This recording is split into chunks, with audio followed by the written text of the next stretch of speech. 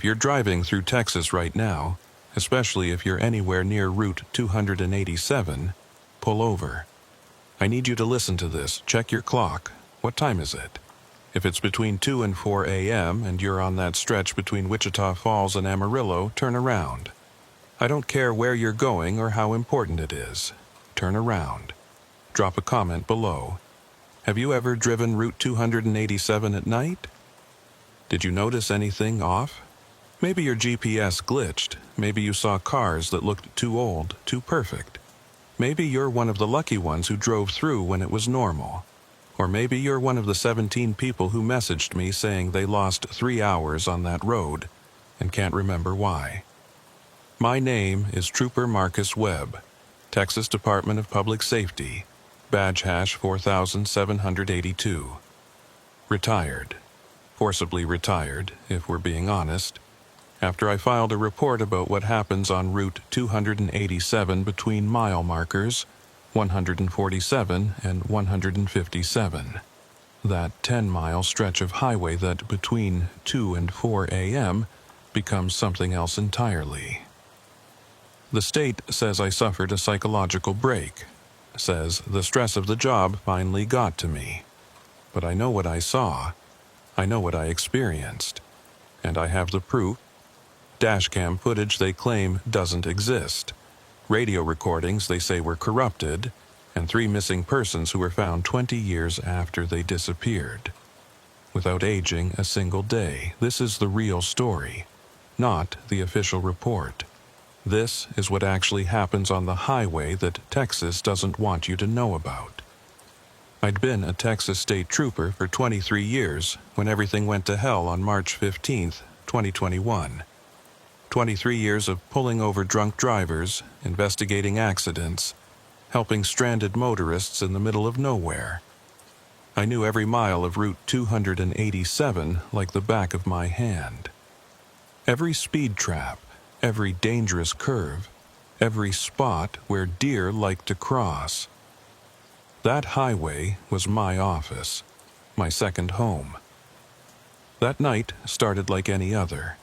I was working the night shift out of the Wichita Falls district office, patrolling the section of 287 that runs northwest toward Amarillo. It's a lonely stretch of road, 200 miles of nothing but ranch land, oil pumps, and the occasional small town that's more memory than reality. The kind of place where you can drive for an hour without seeing another car, where the radio stations fade to static, and where the stars are so bright they make you feel like you're floating in space. I'd just passed mile marker 145, running radar near an overpass where speeders like to open up, when I got a call from dispatch. Unit 23, this is dispatch, we've got a welfare check request. Go ahead, dispatch, I responded, already slowing down to find a place to turn around. Motorist reported a vehicle stopped on the shoulder near mile marker 152. Hazards on, driver's door open, no one around. Caller said the car looked like it had been there a while. Mile marker 152. Right in the middle of what locals called the dead zone. A 10-mile stretch where cell phones didn't work. Radio signals got weird, and even satellite GPS would sometimes show you as being miles from where you actually were. The truckers avoided it at night when they could, said it gave them the creeps. I'd always written it off as superstition. Unit 23 responding, ETA 5 minutes. The clock on my dashboard read 1:58 a.m. when I started heading north. By the time I reached mile marker 150, it had clicked over to 2 a.m., and that's when things started getting strange. The first thing I noticed was my radio.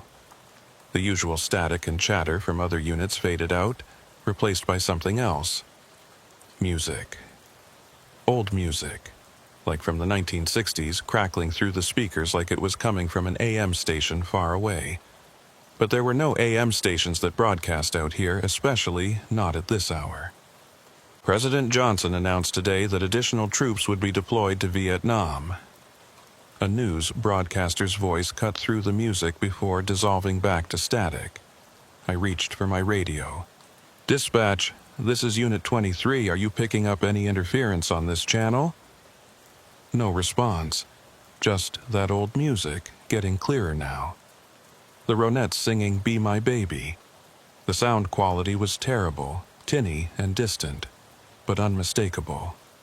The temperature gauge in my cruiser started acting up, showing the outside temperature dropping from 72 degrees to 45, then shooting up to 90, before settling on a reading that just said "error."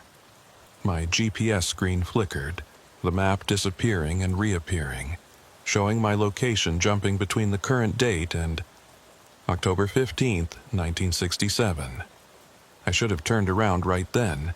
Every instinct I had was screaming at me that something was wrong. But there was a vehicle ahead, possibly someone in trouble, and after 2 decades as a cop, the instinct to help overrode everything else. I saw the car at mile marker 152, exactly where the caller had described. But as I got closer, my headlights illuminated something that made my blood run cold. It wasn't a modern vehicle. It was a 1967 Plymouth Fury, cherry red with white wall tires looking like it had just rolled off the assembly line. The kind of car you'd see at classic car shows, meticulously restored. Except this one had current Texas plates. I ran the plates before getting out, but my computer system was glitching, showing no results, then showing the car was registered to someone named James Morrison in 1967, then showing it didn't exist at all. Standard procedure said to call for backup in unusual situations. But my radio was now playing nothing but that old music, and my cell phone showed no signal. I was alone out here. I grabbed my flashlight and stepped out of the cruiser. The moment my feet hit the pavement, the world felt different. The air was thicker, heavier, and there was a smell like ozone before a thunderstorm, even though the sky was clear. The stars above looked wrong somehow, brighter maybe, or in slightly different positions. I'm not an astronomer, but I'd spent enough nights looking up at that Texas sky to know when something was off. "Texas State Trooper!" I called out, approaching the Plymouth. "Anyone here need assistance?" No response. The car's engine was off, but when I put my hand on the hood, it was warm.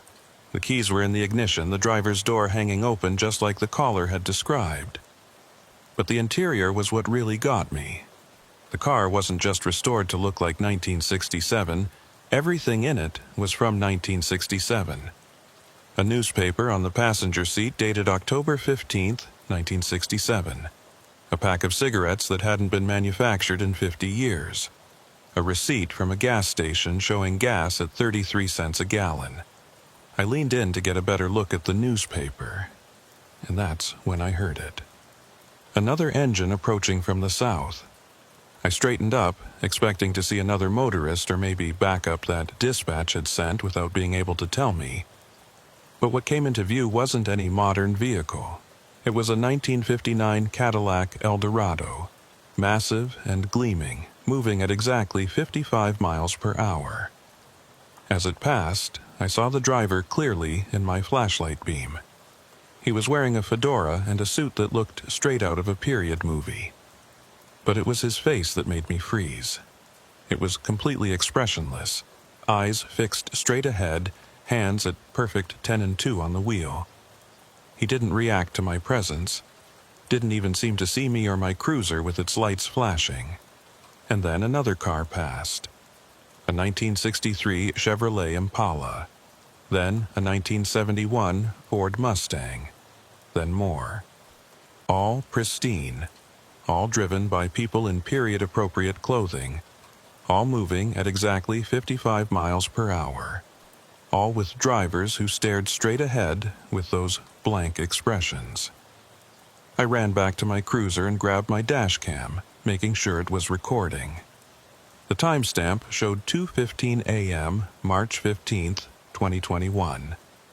But the parade of vintage vehicles continued. Each one perfect, each one impossible. That's when I noticed the mile markers were changing. The marker that had read 152 now showed 78. The highway itself looked different. Narrower, the asphalt darker and less worn. The modern reflective lane markers were gone, replaced by simple white paint. Even my cruiser looked different in the reflection from the Plymouth's chrome bumper, older, boxier, like the patrol cars from decades ago. I tried to get back in my cruiser, but the door wouldn't open.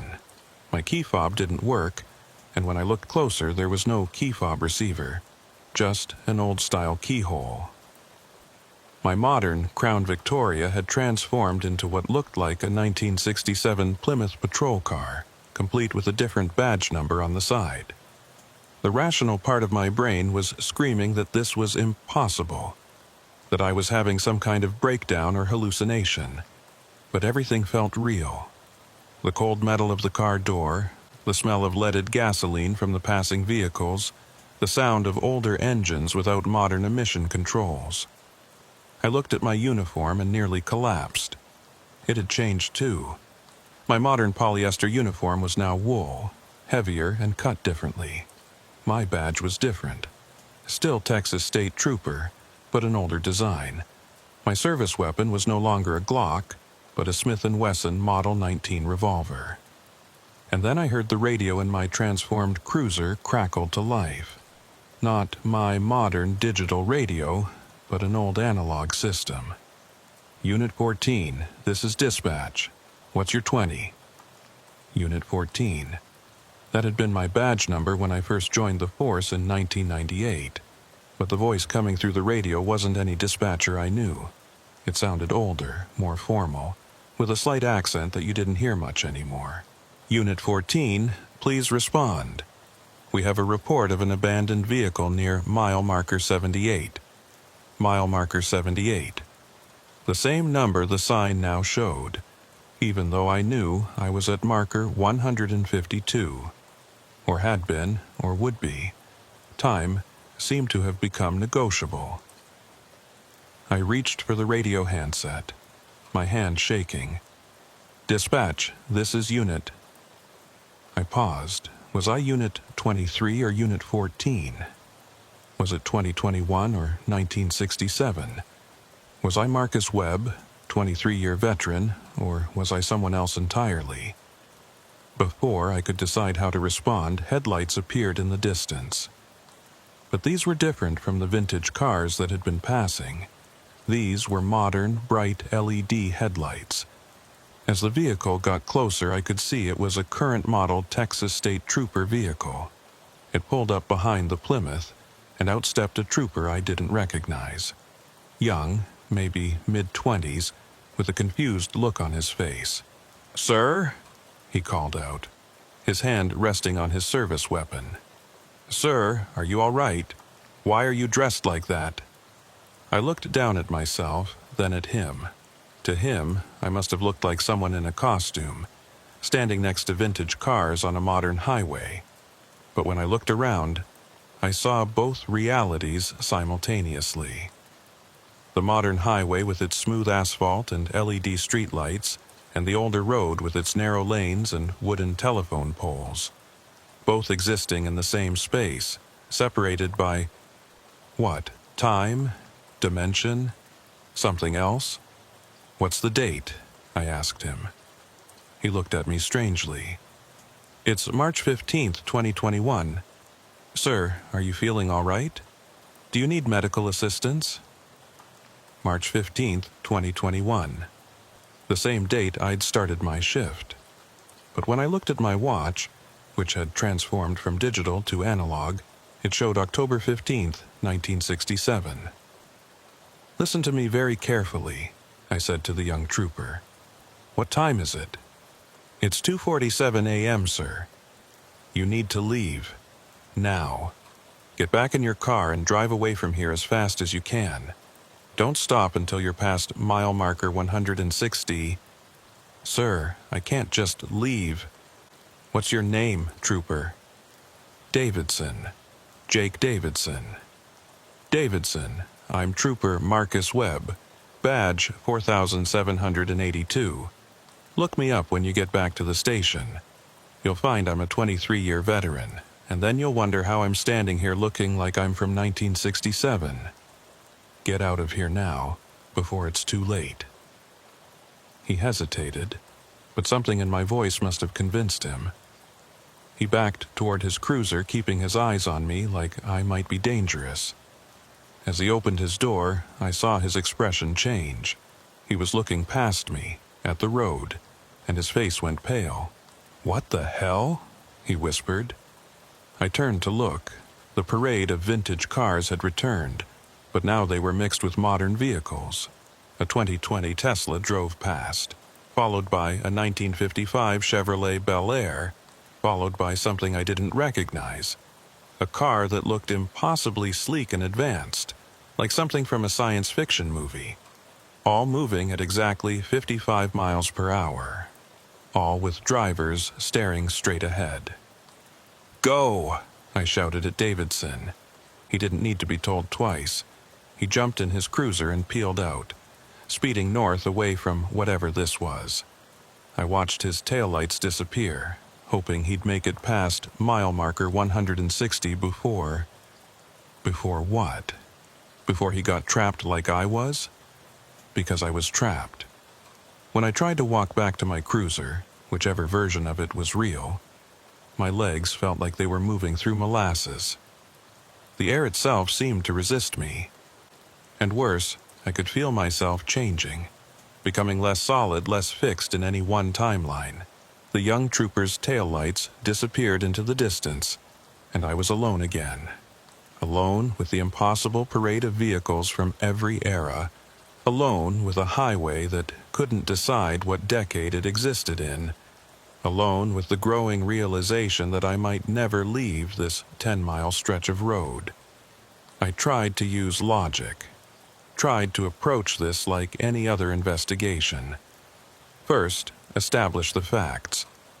I pulled out my notebook, which had somehow remained modern despite my uniform changing, and started writing down everything I observed.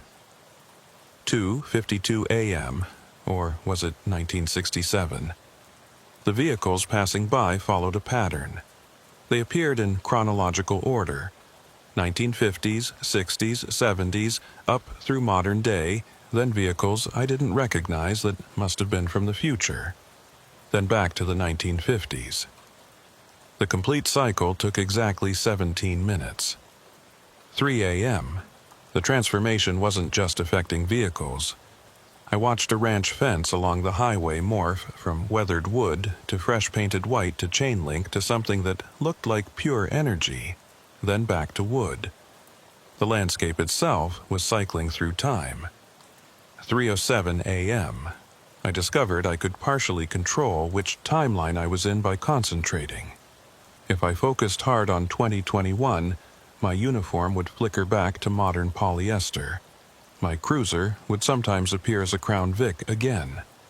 But it took enormous effort, and the moment my concentration slipped, I'd snap back to 1967. That's when I heard the voice. "You're fighting it too hard, trooper." I spun around, hand going to my weapon, whichever version I currently had. A man stood by the abandoned Plymouth, but he wasn't quite solid. He flickered between appearances, sometimes wearing a 1960s business suit, sometimes modern casual clothes, sometimes something that looked like it was from decades in the future. "Who are you?" I demanded. "James Morrison, that's my Plymouth. Well, was my Plymouth. Is my Plymouth? Time gets confusing here." He smiled sadly. "I've been trying to leave since October 15th, 1967. My blood went cold. That's 54 years. Is it? Feels like yesterday. Feels like forever. Both? Neither. He walked toward me, his form solidifying slightly. In this moment, he looked about 40, wearing a suit from the late 60s. "You're new, still fighting it. That's good. Means you might still have a chance." "A chance to what?" "To leave. But you have to understand what this place is first." He gestured to the highway stretching in both directions. This isn't just a road, it's a scar.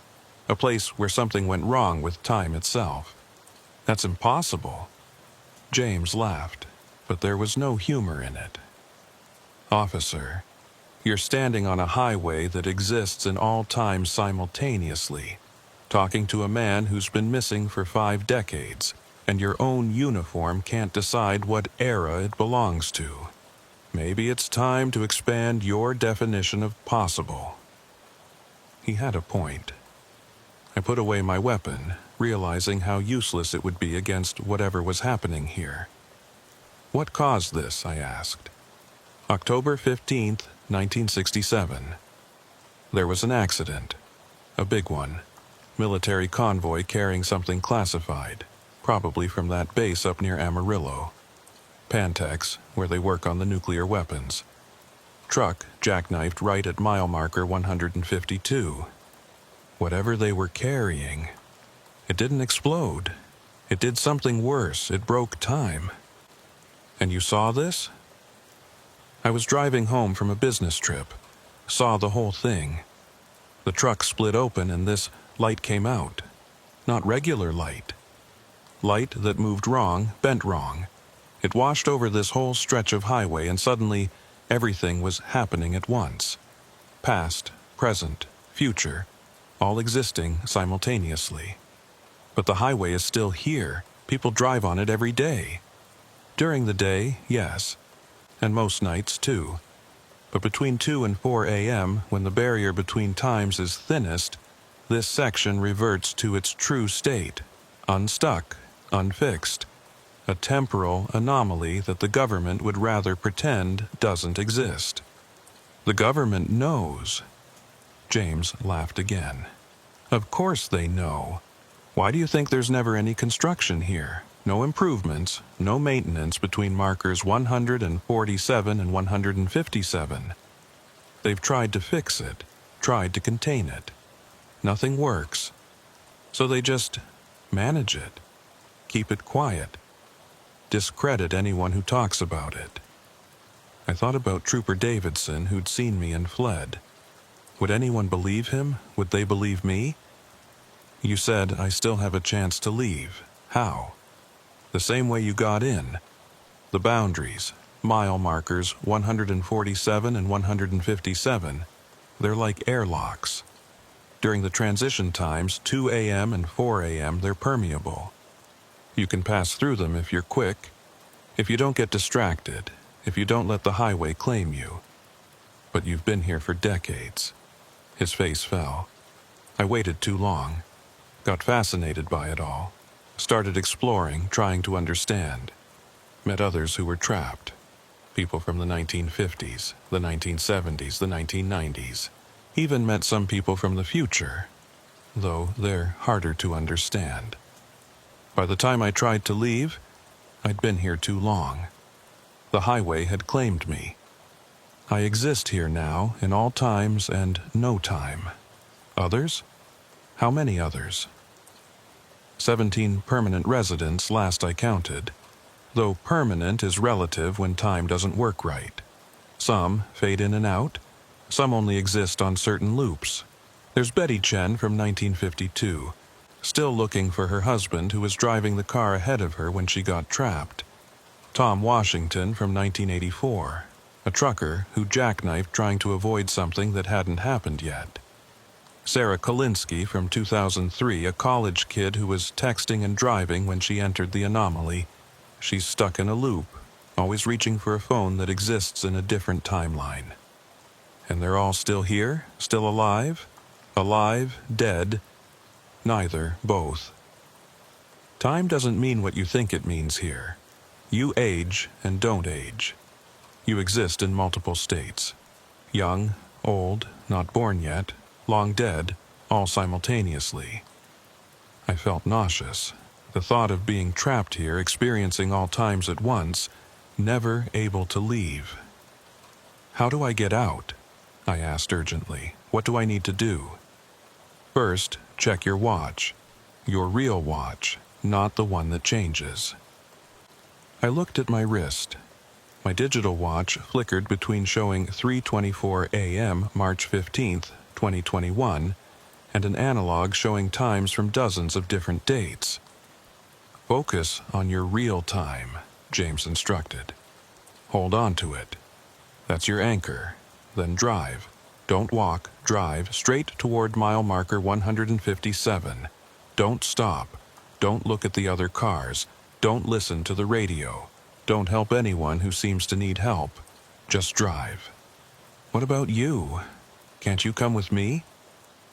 He shook his head, his form starting to flicker more rapidly. I told you, I'm part of this place now. But you're not yet. You have maybe 30 minutes before the highway starts to claim you. After that, I become like you. If you're lucky. Some people fragment completely, existing as echoes across multiple timelines. Others get stuck in loops, reliving the same moment forever. Trust me, becoming a permanent resident is actually one of the better outcomes. I ran back to my cruiser, whichever version of it was most real. The door handle felt solid under my hand, a good sign. The engine started on the first try, better. But when I looked in the rearview mirror, I saw 3 different versions of myself looking back. The 2021 me, tired and terrified. A younger me from 1998, fresh-faced and confident. And an older me, grizzled and wearing a uniform I didn't recognize, from sometime in the future. Don't look, I told myself, focusing on the road ahead. I put the car in drive and started north toward the mile marker 157. The speedometer read 55 miles per hour, but it felt like I wasn't moving at all. The scenery outside rippled and shifted, showing me the same stretch of road in dozens of different time periods. I passed a covered wagon train from the 1800s. I passed hover vehicles from some unimaginable future. I passed myself, in my own cruiser, going the opposite direction, trapped in some other loop. The radio crackled to life, cycling through stations and eras. President Kennedy announced today, the first Mars colony established. Republic of Texas Rangers report Comanche raids. Temporal anomaly detected on Route 287. That last one caught my attention. It sounded modern, clinical. All units be advised, do not approach the affected area between 0200 and 0400 hours. Repeat, Highway 287 between mile markers 147 and 157 is experiencing a Class 4 temporal event. Do not approach. Class 4 temporal event. So they did know. They had classifications for this.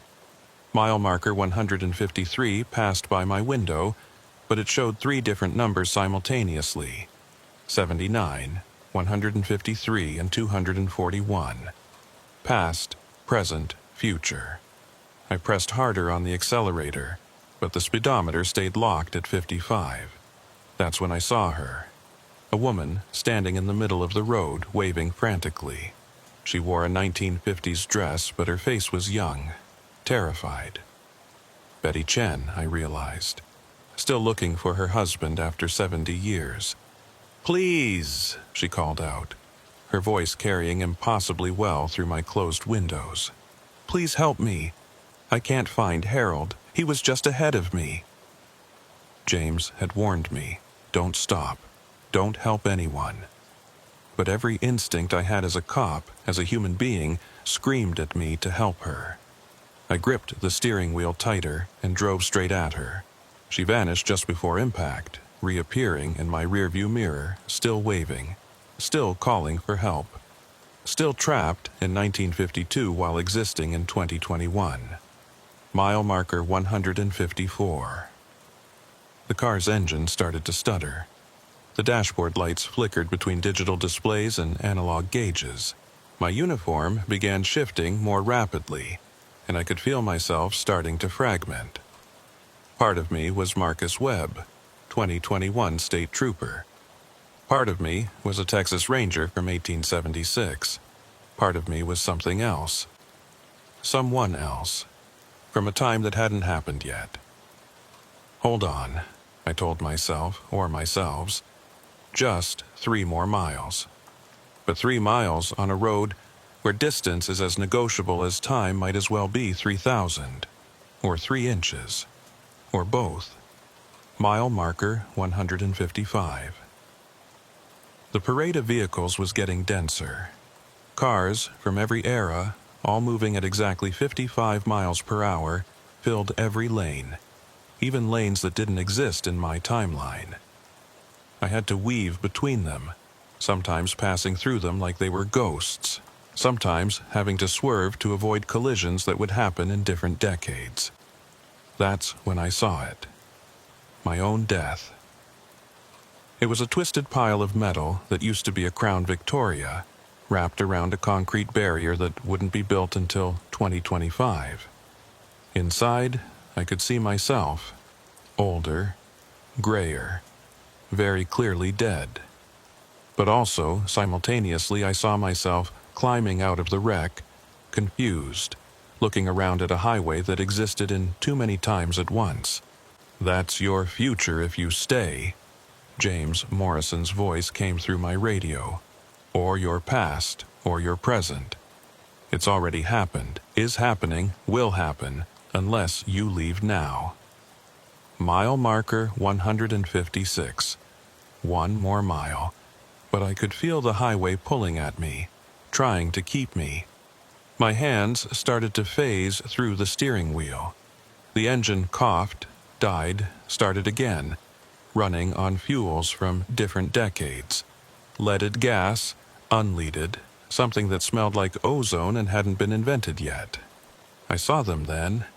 All 17 permanent residents standing along both sides of the road like an honor guard. Or a farewell committee. Or a welcoming party. James Morrison was there, flickering between his various selves. Betty Chen, eternally searching. Tom Washington, his semi-truck existing in multiple states of jackknife disaster. Sarah Kolinsky, forever reaching for her phone, trapped in 2003. And others I didn't know yet. Would never know. Would always have known. They were all watching me, waiting to see if I'd make it out or join them. Mile marker 156.5. The engine died completely. The car started to coast, slowing despite my desperate attempts to restart it. 55 miles per hour, 50, 45, 40. "No, no, no," I shouted, turning the key frantically. 35 miles per hour, 30. I could see mile marker 157 ahead, maybe a quarter mile away. But at this rate, I'd stop before I reached it. And if I stopped, if I got out to walk, 25 miles per hour. The other trapped souls began walking alongside my coasting cruiser, keeping pace easily. "Join us," they said in unison, their voices spanning decades. It's not so bad, once you accept it. 20 miles per hour. That's when I heard it. A siren, modern, real, getting closer. In my mirrors, I saw Trooper Davidson's cruiser, racing up behind me with lights and sirens blazing. He was coming back. The kid was coming back for me. His cruiser slammed into mine from behind, a perfect pit maneuver that sent me spinning but also gave me momentum.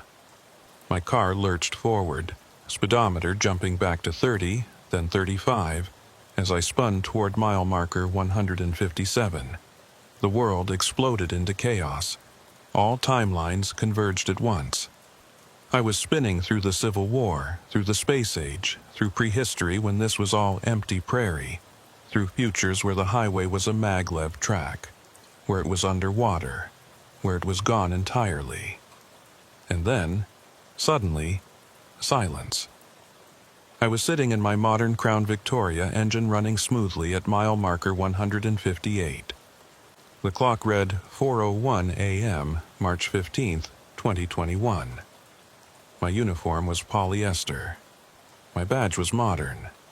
My dash cam was recording normal highway. Behind me, I could see Davidson's cruiser pulling up, the young trooper getting out and running toward me. "Sir, sir, are you okay?" I looked back at the stretch of highway behind us. It looked normal, completely, utterly normal. Just asphalt and painted lines and the occasional reflector gleaming in our headlights. "Did you see them?" I asked.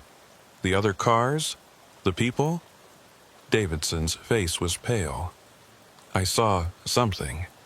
When I came back for you, the highway was full of cars that shouldn't exist. And you were in all of them, driving different vehicles from different times, all at once. You came back for me. You told me to look you up. I did. Dispatch confirmed you were a 23-year veteran, but they also said you'd called in sick tonight, that you weren't on duty. So who was the Marcus Webb I met on that highway?" I didn't have an answer for him. I looked at my dashcam display. It showed 2 hours of footage from tonight. I knew what I'd find when I reviewed it. Evidence of the impossible, proof that Route 287 between mile markers 147 and 157 was something more than just a highway. "We need to report this," Davidson said. "No," I said firmly. "We don't." "But sir, they already know Davidson. They've always known. And if we report it, really report it, with all the details. Best case, we're suspended for psychological evaluation. Worst case." I thought about the 17 souls trapped on that 10-mile stretch. How many of them had been cops, government employees, people who'd tried to report what they'd seen. Worst case, we end up back there permanently, I finished. Davidson was quiet for a moment. Then he nodded slowly. "So, what do we do?" "We file a routine report. Investigated an abandoned vehicle. No driver located. Vehicle towed. End of story." "And the dashcam footage?" I reached over and ejected the memory card from my dashcam. Such a small thing to hold 2 hours of impossible events. Gets lost. Corrupted. Unusable. "Sir, that's survival, Davidson. That highway, it's not done with us. I can feel it. Once you've been there, really been there, it keeps calling you back. We're going to have to be careful. Never patrol that stretch between 2 and 4 a.m. Never stop between markers 147 and 157 no matter what we see. Never talk about it except to each other." He nodded again, understanding the weight of what we were agreeing to. "What about the others?" he asked. "The 17 people trapped there?" I thought about James Morrison, about Betty Chen, about all of them existing in their temporal prison. They're beyond our help. They're part of the highway now, as much as the asphalt and the mile markers. All we can do is make sure we don't join them. The next 3 weeks were hell. Not because of what happened on the highway. That was over, at least for the moment. The hell was trying to live with the knowledge of what existed out there while pretending everything was normal. I went back to my regular shifts, wrote my regular tickets, responded to regular calls. But nothing felt regular anymore. Every time I drove past mile marker 147, even in broad daylight, I could feel it pulling at me. The highway wanted me back. And worse, part of me wanted to go back. Davidson was struggling too. He'd started requesting day shifts only, making excuses about family obligations. But I knew the truth. He was having the dreams, the same ones I was having. Dreams where we were driving that stretch at 2 a.m., windows down, radio playing music from every decade at once. Dreams where we belonged there, had always belonged there, would always belong there. It was April 2nd when everything changed again. I was at home, supposedly off duty, when my personal phone rang. The caller ID showed a number I didn't recognize, but something made me answer. Trooper Webb? The voice was female, professional, with that particular tone that screamed federal government. "Who is this?" "Agent Diana Mitchell, Department of Temporal Investigations." I almost laughed. "Department of what now?" "I think you heard me correctly, Trooper. We need to talk about your March 15th encounter on Route 287. My blood went cold.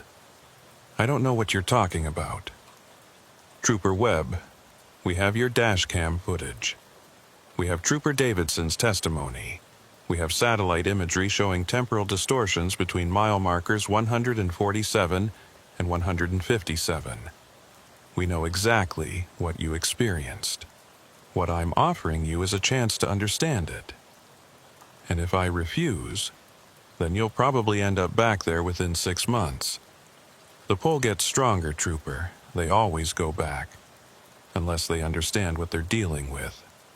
3 hours later, I was sitting in a conference room at a federal building in Fort Worth that supposedly housed regional EPA offices. Agent Mitchell sat across from me, mid-40s, sharp eyes, the kind of person who'd seen too much and had learned to compartmentalize it all. She slid a tablet across the table. On it was video footage, my dashcam footage, but enhanced, clarified. I could see the vintage cars clearly, could see the timeline shifts, could even see the multiple versions of myself in the mirrors. "How?" I asked. "The camera recorded everything, even the things that shouldn't exist. We have software that can extract and analyze temporal anomalies. Your footage is actually some of the clearest we've ever recovered from Highway 287. So you do know about it. We've known since 1967, the night it happened." She pulled up another file. "October 15th, 1967. A convoy from Pantex was transporting something we called a temporal resonance device. Experimental technology, based on some Nazi research we'd acquired after World War II. It was supposed to be a weapon, something that could age enemy equipment to uselessness or restore our own damaged vehicles to pristine condition. Time manipulation. Localized temporal adjustment, technically. But yes, the convoy was hit by a drunk driver at mile marker 152. The containment unit cracked. The device activated, and instead of a localized effect, it created what we call a temporal fracture zone. A 10-mile stretch of highway that exists in quantum superposition, experiencing all possible timelines simultaneously." "And you just left it there?" Mitchell's expression hardened. "We've tried everything, removing the road, building a bypass, even attempting to detonate the zone out of existence. Nothing works. The fracture repairs itself, rebuilds the highway exactly as it was. It's become a fixed point in space-time. All we can do is manage it." "Manage it how?" "By monitoring who goes through during the active hours, by discrediting those who talk publicly, by recruiting those who've experienced it and survived." She leaned forward. "People like you, Trooper Webb. You want me to work for you? I want you to help us understand something. You see, most people who encounter the TFZ either get trapped immediately or flee and never return. But you did something different. You interacted with the permanent residents. You spoke with James Morrison." I stiffened. "You know about Morrison?" "We've been tracking him since 1967. He's become something of a temporal anchor for that zone. His presence stabilizes it somewhat, keeps it from expanding. But recently, he's been more active. Talking to travelers, trying to warn them, we think he's planning something." "Planning what?" Mitchell pulled up another file. This one showed a graph with dates and times, patterns I didn't understand. "Every 54 years, the fracture zone experiences what we call a resonance event. The barriers between timelines become completely permeable. For one night, the zone expands beyond its usual boundaries. The last one was October 15th, 1967, the night it was created. The next one is October 15th, 2021. I did the math. That's 6 months from now. 6 months and 13 days to be precise. And based on our calculations, this resonance event will be different, stronger. The zone could expand to cover the entire highway, maybe further. Unless what? Unless we can convince the permanent residents to help us contain it. And the only person James Morrison has spoken to in 20 years is you. I sat back, processing all of this. A government department that dealt with temporal anomalies. A highway that existed in all times at once. And somehow I was now part of it all. What exactly are you asking me to do? Go back, tonight. Talk to Morrison. Find out what he knows about the resonance event. Convince him to help us. You're insane. I barely got out last time. You'll have support this time. She gestured to the door, and 2 other agents entered. They looked normal enough, but there was something off about them, something I couldn't quite place. Agents Chen and Harrison. Mitchell introduced them. They're specialists in temporal navigation. They've both been through the zone multiple times. Chen, no relation to Betty Chen from 1952, I hoped, nodded at me. The trick is not fighting it, he said. His voice had an odd quality, like it was coming from multiple distances at once. Except that you exist in multiple timelines, but choose which one to act in. Easy for you to say. Harrison laughed, and I realized what was off about them. They flickered, just slightly, like James Morrison had. They had spent so much time in temporal anomalies that they weren't entirely fixed in one timeline anymore. It gets easier, Harrison said, or harder, depending on your perspective. And when you are... Mitchell stood up. The choice is yours, Trooper Webb. Help us, and we can teach you to manage the pull, to resist the zone's call. Refuse, and... well, statistics say you'll be back there within 6 months anyway. Permanently. I thought about the dreams, about the constant pull I felt toward that stretch of highway. I thought about Davidson, young and scared, counting on me to know what to do. I thought about the 17 souls trapped there, and the possibility of that expanding to cover hundreds of miles of highway. When do we leave? I asked. Midnight, Mitchell said. We'll enter the zone at exactly 2 a.m. The hours until midnight passed too quickly. I called Davidson, told him I was handling something, that he should stay away from 287 tonight, no matter what. He understood without me having to explain. The kid was smart. At 11:45 p.m., I met Mitchell and her team at a staging area just outside Wichita Falls. They had 3 vehicles, modern SUVs with government plates, but I could see modifications, extra equipment that looked both cutting-edge and impossibly ancient. Temporal stabilizers, Chen explained, noticing my stare. They help us maintain coherence in the zone. Won't stop the timeline shifts, but they'll keep us from fragmenting completely. Comforting. We drove toward mile marker 147, and with each mile I felt the pull getting stronger. The clock on the dashboard read 1:57 a.m. when we reached the boundary. Remember, Mitchell said over the radio, we're looking for Morrison. He usually manifests near the original accident site at marker 152. We make contact, deliver the message, and get out. No deviations. 2 a.m. exactly.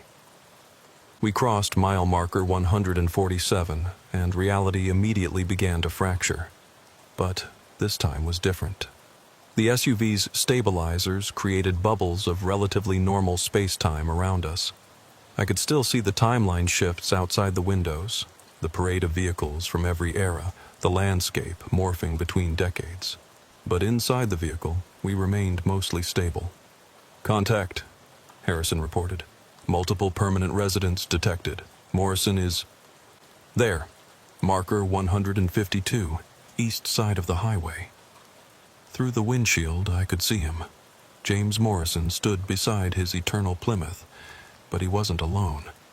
All 17 permanent residents were there, arranged in a circle, and in the center was something I hadn't seen before. A sphere of pure distortion, about the size of a basketball, hovering 3 feet off the ground. It hurt to look at directly. "What is that?" I asked. "The core," Mitchell breathed. "The original temporal resonance device. They've found it." We stopped 20 feet from the circle. The moment we stepped out of the vehicles, I felt the full force of the temporal zone hit me. Without the stabilizer's protection, I started to fragment immediately. I was 25 and 47 and 68 all at once. "Morrison!" I called out, fighting to maintain coherence. "James Morrison! It's Marcus Webb!" He turned to look at me, and his expression was sad but determined. "Trooper Webb, I wondered if you'd come back, though I knew you would. You already have, Will. R." He gestured to the sphere. "Do you know what this is?" "The device that caused all this. The device that revealed what was always true," Morrison corrected.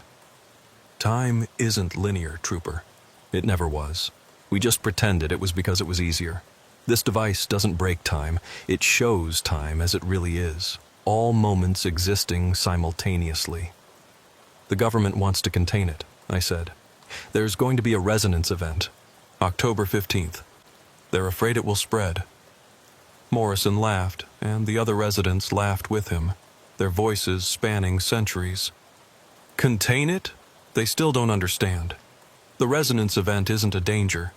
It's an opportunity. For one night, everyone will see what we see, experience what we experience, the truth of time." "People will die," Mitchell said, stepping forward. "Or worse, not everyone can handle temporal superposition." "Then they'll join us," Betty Chen said, still clutching her phantom purse, still looking for her husband after 70 years. "We're not prisoners here. We're evolved. We see all of time, experience all possibilities." "You're trapped," I argued. "Are we?" Morrison asked. He gestured, and suddenly I could see it. See them not as they appeared, but as they truly were. They weren't 17 individuals stuck in one place. They were 17 consciousness existing across all of time and space, experiencing every moment of their lives simultaneously. They were in the zone, yes, but they were also everywhere and everyone else. "My God," Harrison whispered. "They're not trapped. They're expanded." "And on October 15th, Morrison said, "everyone else will have the chance to expand too. The resonance event will show humanity the truth of time. Some will embrace it, some will flee from it, but the world will never be the same." "We can't let that happen," Mitchell said, but her voice lacked conviction. She was seeing what I was seeing, that maybe the permanent residents weren't victims, but pioneers. "You can't stop it," Morrison said simply. "It's already happened, is happening, will happen. October 15th, 1967. October 15th, 2021. October 15th, 2075. The same event, echoing across time, each echo stronger than the last." "Then why show us the device?" I asked. "Why gather here tonight?" "Because you needed to see, to understand. You have a choice to make, Trooper Webb. All of you do. You can fight the truth of time, try to maintain the illusion of linear existence, or you can prepare humanity for what's coming. Help them understand that the expansion isn't a curse, it's evolution."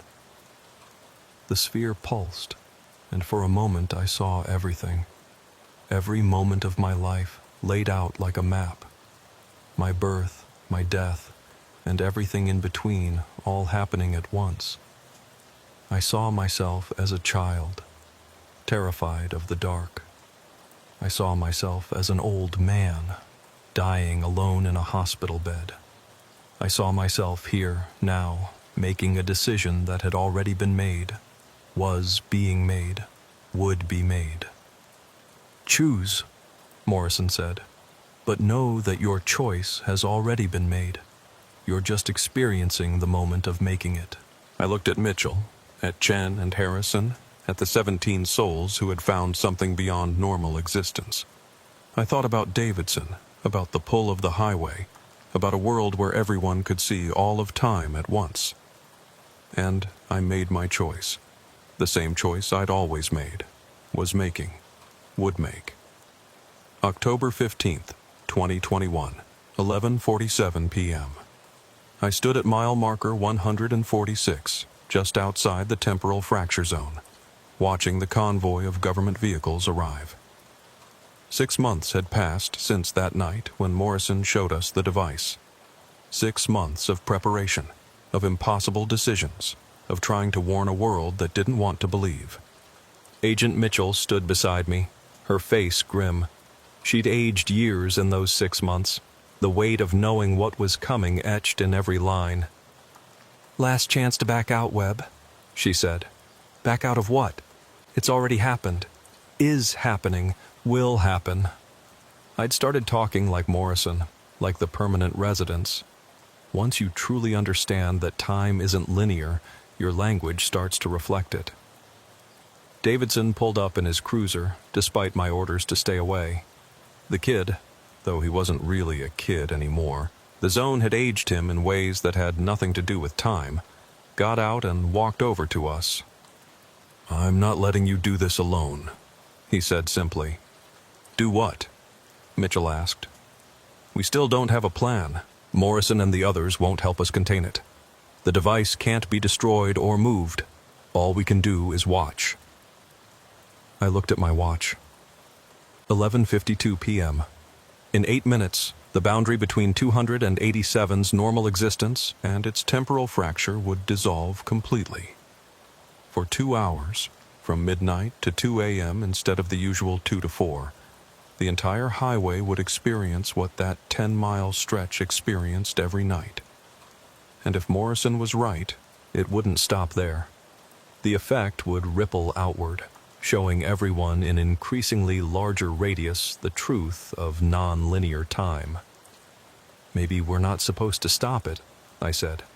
"Maybe we're supposed to guide it." Mitchell turned to me sharply. "Guide it how?" "The permanent residents, they're not victims. They're teachers, guides. They show people who enter the zone how to navigate non-linear time. What if that's our job tonight? To help people understand what they're experiencing." "You want to help expand the temporal anomaly? I want to help people survive it." 11:55 p.m. I walked to mile marker 147, the southern boundary. Through the darkness, I could already see the shimmer in the air, reality starting to fray at the edges. Behind me, government agents set up equipment they knew wouldn't work, protocols they knew were useless. But humans need their rituals, their illusion of control. 11:58 p.m. Morrison appeared beside me, not walked up, not drove up, just appeared, stepping out of a timeline where he'd always been standing there. "You made the right choice," he said. "Did I have a choice? You always have a choice. You've already made it, are making it, will make it. But it's still a choice." 11:59 p.m. I felt it starting. The pull wasn't just from the zone anymore. It was from time itself, unraveling, showing its true nature. My phone buzzed with emergency alerts. Temporal anomalies were being reported worldwide, not just on 287, but everywhere. The resonance event was bigger than even Mitchell's department had predicted. Midnight. Reality shattered like a mirror, each shard reflecting a different moment in time. I was simultaneously experiencing my birth in 1974, my first day as a trooper in 1998, this moment in 2021, my death in 2043, cancer, surrounded by grandchildren I didn't yet have. A moment in 1887 when this was Comanche territory. A moment in 2156 when this was underwater. Every moment in between and beyond. But this time I didn't fight it. I let myself expand, experience it all. And in that expansion, I found something unexpected. Peace. The anxiety of not knowing what comes next disappeared when you can see it all laid out. The regret of past mistakes faded when you realized you were still making them, had always been making them, would always make them. And that was okay. The highway filled with vehicles from every era. But now I could see the drivers were all experiencing the same thing I was. A trucker from 2021 was simultaneously his younger self learning to drive, his older self retired in Florida, and his ancient ancestor crossing this land on horseback. A family in a minivan existed as grandparents, parents, children, and grandchildren all at once. Some people screamed, some laughed. Some, like me, simply accepted. Davidson was struggling, trying to maintain his linear perspective. I reached out, not physically but across timelines, and showed him how to navigate, how to choose which moment to experience while being aware of all moments. "This is insane," he said. Clash is saying, will say. "This is truth," I replied across all times. The zone was expanding as Morrison had predicted. Mile marker 147 became 140, then 130, then 120.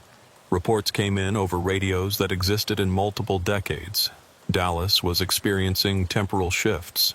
Austin, Houston, San Antonio. Texas was unstuck in time, but also New Mexico, Oklahoma, Louisiana, the entire continent, the entire world.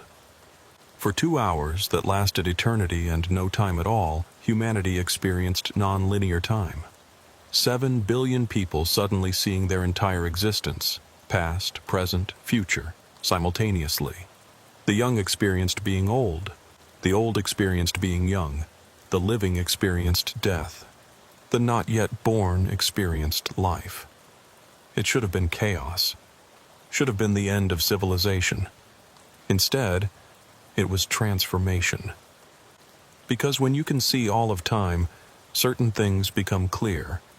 Every war that would be fought had already been fought, was being fought, would be fought. And they all ended the same way, in grief and loss.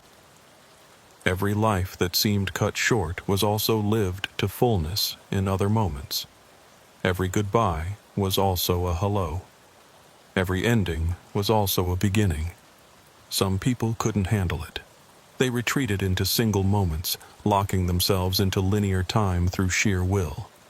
They would live the rest of their lives pretending that night hadn't happened, that time was still a simple line from birth to death. But others embraced it, learned to navigate between moments, to exist in multiple times while functioning in the present. They became like Chen and Harrison, slightly unstuck but still functional. And a few, just 17 at first but growing, chose to expand fully. To become like Morrison and the permanent residents, experiencing all of time at once, becoming guides for those who would come after. 2 a.m. The resonance event ended as suddenly as it began. Reality snapped back like a rubber band, and most of humanity found themselves locked back in linear time, but not unchanged. Everyone who had experienced that night carried the knowledge with them, the understanding that time wasn't what they thought it was. I stood at mile marker 147, now quiet and normal looking. Morrison was gone. No, not gone. Still there in other moments, always there, never there. The government vehicles were packing up, Mitchell talking rapidly into a phone about containment and cover stories that we all knew wouldn't work. "So what now?" Davidson asked. He looked different, older, younger, timeless, like me. "Now we do our jobs," I said. "We patrol the highway. We help people. We exist in this moment while remembering all moments." And Route 287? I looked at the stretch of road that had started all this. In normal time, It was just asphalt and painted lines. But I could see its other states, the temporal fracture zone that existed between 2 and 4 a.m., the normal highway of daytime, the dirt trail of the past, the underwater highway of the future. It's still there, still showing the truth to anyone who drives it at the right time, or the wrong time, or all times. Davidson nodded. The pull is still there. To go back. It always will be, but now we know what it really is. Not a trap, but an invitation. To see more. To be more. We got in our cruisers and drove away, but also stayed. Also hadn't arrived yet. Because that's the truth Morrison and the others had tried to tell us. You don't leave Route 287. You carry it with you, all times and all places, forever. It's been 3 years since the resonance event. The government called it a mass hallucination caused by solar flares. Most people accepted that explanation because the alternative was too big to grasp. But we know the truth. Those of us who were there, who experienced it fully, we're different now. We see time differently, live differently. Route 287 still does its thing between 2 and 4 a.m., though fewer people get fully trapped now. Morrison and the others are still there, teaching those who stumble into the zone how to navigate non-linear time. Some stay, some leave, some, like me, exist in both states. Davidson took over my patrol route when I officially retired last year. But retirement is a linear concept, and I'm not strictly linear anymore. I'm retired, I'm still working, I'm not born yet, I'm long dead. All true. All happening now. The Department of Temporal Investigations still monitors the situation. Agent Mitchell visits sometimes, herself now slightly unstuck after that night. She says they're tracking similar zones worldwide, places where time shows its true nature. They're preparing for the next resonance event, scheduled for October 15th, 2075. But also happening now. Also already happened.